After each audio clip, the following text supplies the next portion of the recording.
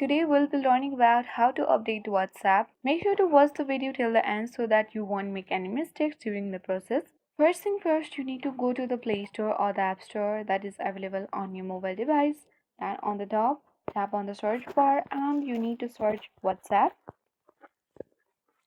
When you search for it, this page will appear where you can find the WhatsApp Messenger.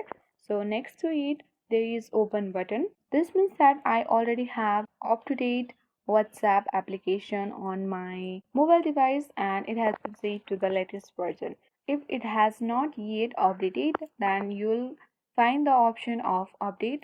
If you see the update button, you need to tap on the update button and after a while your WhatsApp application will be easily updated. So this is the correct way to do. If this video was helpful for you, then hit the like button and comment if you have any queries.